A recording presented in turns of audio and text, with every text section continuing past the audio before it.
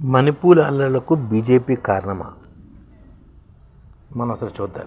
ఎందుకంటే మణిపూర్ అల్లర్లకు బీజేపీ కారణమని కొంతమంది అంటున్నారు. దీని గురించి చూద్దాం. మణిపూర్ అగ్నిగుండంగా మారేందుకు హైకోర్టు ఇచ్చిన సలహా కారణమైంది. న్యాయమూర్తుల సలహాలు చిచ్చు రేపే విధంగా ఉండకూడదు.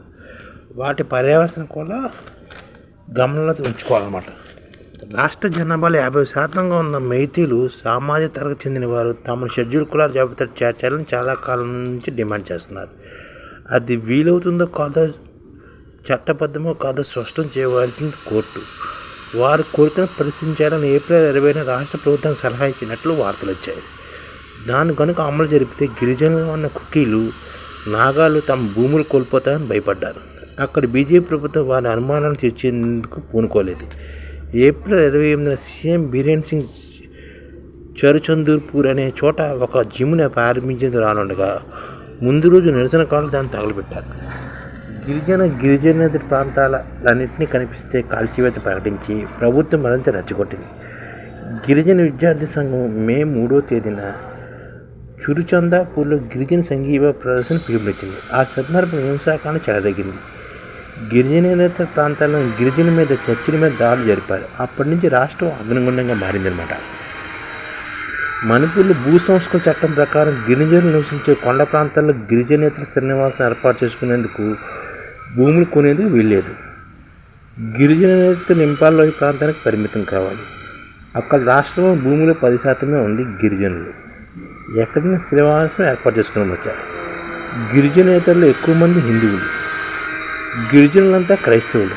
అసెంబ్లీలో 40 స్థానాలు కానీ 40 చోట్ల మైతీలే గెలిపోవటం ప్రభావితం చేస్తారు. వారి మద్దతు కోసమే రాష్ట్రాన్ని బీజేపీ అగ్రిమెంట్గా మార్చిందని కొంతమంది అంటారన్నమాట. విస్తారమైన భూమిని ఏదో ఒక పద్ధతిలో సొంతం చేసుకోవాలని ఈ సామాజిక తరగతి చూస్తుందనే ఆరోపణ కూడా ఉంది. అందుకని పక్కనే ఉన్న మయన్మార్ నుంచి అక్రమ గిరిజనులను వలసను ప్రోత్సహించినట్లు ఒక తరగతి ఆరోపిస్తుంది. అక్రమ వలసలు అన్నది ఒక సాకు మాత్రమే అని గిరిజనులు అంటున్నారు. వాస్తవాలను వివరించి 2 సామాజిక తరగతులు ఉన్న అనుమానాల అపోహలను తొలగించడంలో గతంలో ఉన్న ప్రభుత్వాలతో పాటు వర్తమాన బీజేపీ కూడా విఫలమైంది. మతం పేరుతో ఓటు బ్యాంక్ పునాదులు పూనుకుంది. తాజా పరిమాణం మణిపూర్ ఉగ్రవాదం తలెత్తి బీజేపీ బాధ్యత అవుతుందని చాలామంది చెప్తున్నారు అనమాట. ఈ విధంగా మణిపూర్ 2 సంవత్సరాల నుంచి రణరంగంగా మారిందనమాట.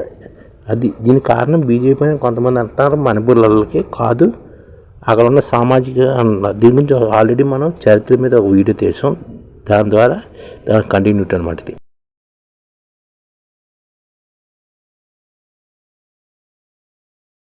ఈ ఛానల్ ముఖ్య ఉద్దేశం ఏంటంటే మన తెలుగు రాష్ట్రాల్లో 1 కోటి మందికి సంఘటిత రంగాల్లో ఏ విధంగా ఉద్యోగాలు ఇవ్వవచ్చు, కనీస నెల జీతం 30,000 వరకు ఏ విధంగా ఇవ్వవచ్చు, ఏ విధంగా చేస్తే ఉద్యోగాలు సృష్టించబడతాయో వివరిస్తూ ఈ ఛానల్ వీడియోలు వస్తాయి. అలాంటి వీడియోలు మీకు కావాలంటే మన ఐడిఎఫ్ భాస్కర్ ఛానల్ని సబ్స్క్రైబ్ చేసుకోండి. ఐడిఎఫ్ అంటే ఇండియన్ డెవలప్మెంట్ ఫోర్స్. ఈ వీడియోలు చూసిన తర్వాత మీకు నచ్చితే లైక్ చేయండి, మీ ఫ్యామిలీ మెంబర్స్కి షేర్ చేయండి, మరియు మీ ఫ్రెండ్స్కి షేర్ చేయండి. Thank you. నమస్కారం.